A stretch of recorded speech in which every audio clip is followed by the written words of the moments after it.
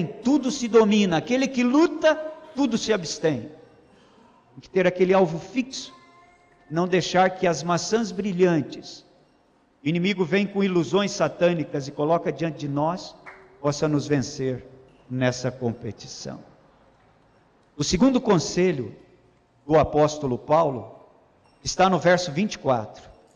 Não sabeis vós que os que correm no estádio, todos na verdade correm, mas um só leva o prêmio? Correi de tal maneira que o alcanceis. Aqui ele passa agora para falar individualmente. O prêmio é para todos, diferentemente das competições olímpicas, que só um ganha em cada modalidade. Mas o esforço para ganhar o prêmio é individual. Ninguém pode esforçar-se por santificar por você. Ninguém pode esforçar-se para consagrar por você. O rei de tal maneira, ele está falando para mim individualmente, para ele, para você individualmente. Correi de tal maneira que o alcanceis. Cada um. O prêmio é para todos, todos levarão, mas o esforço para a salvação é individual, é único, é de cada pessoa. Ninguém pode dizer em questão de igreja: fique em casa hoje, não vá ao culto, está frio, chovendo, eu vou lá orar por você, e vou lá me consagrar por você. Isso não existe. Eu tenho que buscar a minha parte, individualmente. Olha, meu bem, hoje você está, não é, bastante convalescido, viajou, está muito cansado, exausto do trabalho, deixa que eu vou fazer o ano bíblico para você. Depois eu marco um X lá, e você fez também.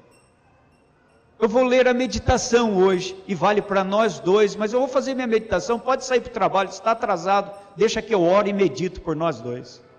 Não existe. Posso orar por alguém, eu posso pedir intercessoriamente por alguém, eu posso buscar ajuda na oração pública ou individual por alguém, mas consagrar, cada um individualmente, deve buscar a sua santificação. Por isso que ele está dizendo aqui que nós temos que correr, esse é o conselho, com certeza da salvação. Correi de tal maneira que o alcanceis, não deixando que as dúvidas nos atrapalhem no dia a dia. Pastor Moisés Nigre, talvez foi um dos homens, um dos líderes, poderíamos colocar, bastante usados por Deus, algumas décadas atrás nessa obra, na obra mundial adventista. Ele chegou a vice-presidente da Associação Geral. Foi também presidente da divisão sul-americana, Moisés Nigre. Hoje um octogenário já. O pastor Moisés Nigre tinha uma maneira peculiar de ilustrar algumas mensagens. E quando ele falava sobre a certeza da fé, a certeza da salvação, ele narrava a história da antiga Maria Fumaça, na estrada da Sorocabana, uma das estradas famosas na região do interior de São Paulo, onde passavam ainda os trens antigos, chamado Maria Fumaça, que era tocado a lenha. Ele contava a seguinte história: quando ele era criança, perto da sua cidade natal, existia uma curva antes da estação, e quando passava a pequena estação, que o trem começava novamente a sua viagem, existia um morro. A estrada de ferro cortava esse morro e depois tinha que descer pelo vale da Sorocabana. E o que acontecia com o trem? Quando ele saía da estação, quando criança, ele dizia que as rodas do trem, que estava ali naquela reta, começando a ganhar velocidade, pareciam dizer a seguinte questão: eu acho que posso, eu acho que posso, eu acho que posso, eu acho que posso. E daí eles iam tocando mais lenha naquela caldeira, e a combustão fazia com que a Maria Fumaça agitasse, e quando chegava na entrada do morro, subindo, carregando aqueles vagões enormes, carregados com muito peso, diminuía a velocidade. E aquela fumaceira saindo pelo chaminé, a locomotiva da Maria Fumaça, e as rodas agora pareciam similar, eu acho que não posso, eu acho que não posso, eu acho que não posso. Mas de repente, mais lenha era adicionada à fornalha. E num frenesi tremendo para vencer aquele esforço, a locomotiva dava seu último fôlego e vencia o morro. E ladeira abaixo agora em toda velocidade, descendo, ela parecia dizer, eu sabia que podia, eu sabia que podia, eu sabia que podia, eu sabia que podia. Na vida cristã, nós muitas vezes estamos como essa locomotiva no morro. Há muitos momentos que a gente fala assim, eu acho que não posso, eu acho que não posso, eu acho que não vai dar. É enfermidade, é problema, é dificuldade familiar, profissional, relacional, espiritual, e quantas. Parece que às vezes nós perdemos a certeza da salvação, que já nos foi garantida na cruz do Calvário. E como atletas, na corrida, rumo à Canaã celestial, ao prêmio, à coroa incorruptível, nós queremos quase desistir da carreira do atleta. Nós devemos nos lembrar que devemos correr com certeza, porque quando Satanás olha lá de cima, ele vê um ponto vermelho aqui, esse ponto vermelho chama-se Gólgota, Calvário, e ali Jesus deu a vida e arrebatou das mãos de Satanás novamente o cetro do governo deste mundo.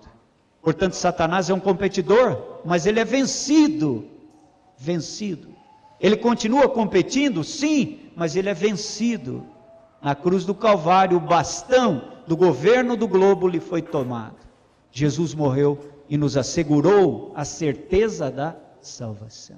Ninguém pecou tanto, ninguém foi tão longe, ninguém desceu tão profundo, porque aonde abundou o pecado, irmão, superabundou a graça.